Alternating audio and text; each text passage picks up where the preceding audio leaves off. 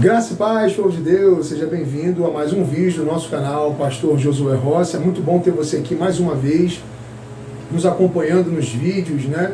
Nós postamos aqui quase todos os dias, todas as semanas, né? E o propósito desse canal é fortalecer a tua vida, através da exposição da sua palavra, trazer luz ao seu entendimento. Amém? Porque o Senhor fala na sua palavra no livro de Salmos 119, versículo 130, que a exposição da palavra de Deus traz luz e dá entendimento ao simples. Essa é o propósito do nosso canal, trazer luz através da lâmpada do Senhor aqui na terra, que é a palavra de Deus. Amém? Então vamos ao tema desse vídeo de hoje. Hoje esse vídeo fala sobre a fala. Fala sobre termos cuidado com aquilo que a gente pronuncia, com aquilo que sai da nossa boca. E tudo esse entendimento que você vai receber hoje não vai ser um entendimento meu, né? Não vai ser uma concepção minha, não vai ser uma visão minha, até porque eu não tenho capacidade de criar ou inventar, né? Aquilo que vai ser dito para você aqui hoje, não através de mim, mas através da palavra de Deus, e Deus vai falar com você neste momento. Bem, o texto básico que eu vou usar para comunicar com você hoje, aquilo que o Espírito Santo de Deus tem falado no meu coração, é no livro de Provérbios, capítulo 18, no versículo 20. Vamos ao texto? Olha o que está escrito lá. Do fruto da boca de cada um se fartará o seu ventre, do renovo dos seus lábios se fartará.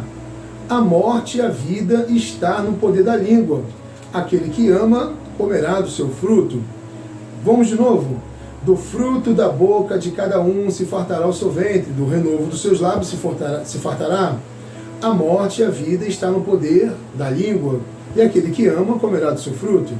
Veja, Deus está falando conosco sobre o poder da fala, daquilo que sai da nossa boca, daquilo que nós proferimos, né?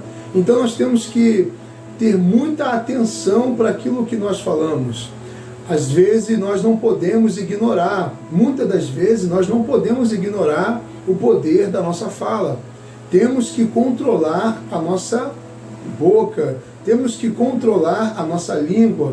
No livro de Tiago, o apóstolo Tiago fala que aquele que consegue dominar a sua língua, ele é capaz de dominar todo o seu corpo, né?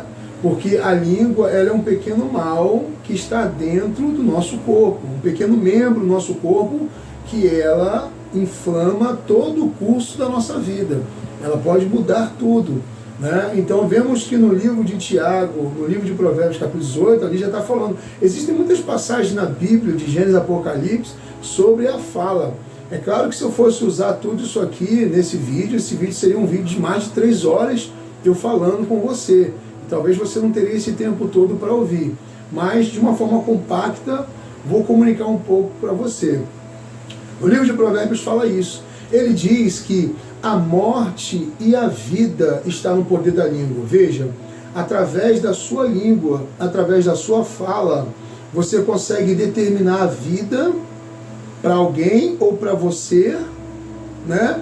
E também a morte para alguém ou para você. Isso aqui é muito poderoso, o que a gente fala. E muitas das vezes nós vamos para as mídias de comunicação, vamos para os filmes, novela, e as pessoas naquelas cenas praguejando, falando um monte de coisa, né, amaldiçoando, e parece que não tem nada a ver. Foi dito num momento de raiva. Olha, você quer ver uma coisa? Um dos sentimentos e estado, né, emocional que Deus condena na sua palavra e na Bíblia é a raiva. E a raiva, Deus fala que ela não é proveniente de Deus, e a raiva, Deus fala que ela não é fruto do Espírito, mas é fruto de quem está na carne, a raiva. E a Bíblia fala no livro de Efésios, capítulo 4, dizendo que ireis, mas não pequeis, não dei lugar à ira. Ireis, mas não pequeis, não se põe o sol sobre a sua ira. E diz mais, não deis lugar ao diabo. Olha que coisa. Então, quando uma pessoa fica nervosa, quando uma pessoa fica irada, ela já não está mais no espírito, ela não está andando no espírito. E para ela não ter domínio de suas emoções, é muito visível, de uma clareza solar, que essa pessoa não anda buscando ao Senhor como é para buscar. Porque uma pessoa que busca muito a Deus, ela cada vez mais que ela fica perto de Deus, ela começa a obter as naturezas de Deus. Ela começa a obter, né, tudo aquilo que é de Deus, ela começa também a refletir sobre a vida dela. Você quer ver uma coisa? No livro de Provérbios, capítulo 13, no versículo 20, diz: anda com sábio e será sábio. Quando você anda com Deus, é automático você absorver os seus ensinamentos, a sua natureza divina, você começa a absorver, né, hábitos mediante aos testemunhos, estatutos do Senhor e qualidades e frutos do Espírito que Deus menciona ali, que nós temos que ter para aquele que anda com Ele, né? Então, quando você fica nervoso, você está fora do fruto do Espírito, porque no livro de Gálatas fala que as obras da carne são iras, pelejas, lá está mencionado muitas coisas, prostituição, adultério, fornicação, né? Está mencionado muita coisa lá, e uma delas está lá, ira, peleja, porfia. Efésios também fala, Colossenses capítulo 3 diz que despojai-vos da ira, que essas coisas, quem pratica e quem faz essas coisas não herdarão o reino do céu. Aí pessoal, mas eu fiquei nervoso e falei, então não fique nervoso. Não fique nervoso, meu irmão. Não fique, porque no livro de Provérbios, capítulo 25, no versículo 28 diz que como cidade derribada que não tem muro, assim é o homem que não pode conter o seu espírito. Olha que coisa. Olha que coisa. Então nós temos que ter controle de nossas emoções. Provérbios capítulo 14, lá no versículo 30, versículo 29, diz que o longânimo é grande entendimento, mas o de ânimo precipitado exalta a loucura. Então nós temos que ter controle. Lembre-se, o fruto do Espírito é paz. Temos que ter controle, porque quando a pessoa fica nervosa, a pessoa começa a falar um monte de coisa. Aí depois tem que ficar pedindo perdão por aquilo que disse. Ou às vezes certas coisas começam a acontecer na sua vida pelo simples fato, às vezes você esqueceu, passou aquele momento de raiva, de ira, ou que você falou e tal, de alguém, ou da sua vida, ou dos seus parentes, ou da sua casa, que essa casa é isso, que essa casa é assim, que esse carro é isso, que meu filho é assim, que minha esposa é assim, que minha esposa é assado, porque esse trabalho... Aí, depois você se arrepende daquilo que você disse, mas daqui a um mês, 4 meses, algumas coisas começam a acontecer com aquilo que você falou lá atrás, e você já nem se lembra mais, porque foi dito também de raiva. Aí começa a acontecer, você fala, mas por que isso está acontecendo? Porque foram coisas que você disse lá atrás. Disse há uma semana atrás, há 2, 3 dias atrás, ou um dia atrás, ou no mesmo instante, né? Então, veja, nós temos que ter cuidado com isso. Temos que ter cuidado com aquilo que a gente fala. Não podemos ficar irados, não podemos ficar nervosos, não podemos falar palavras de juízo, sentenciar coisas que não são de Deus. No livro de Provérbios, capítulo 29,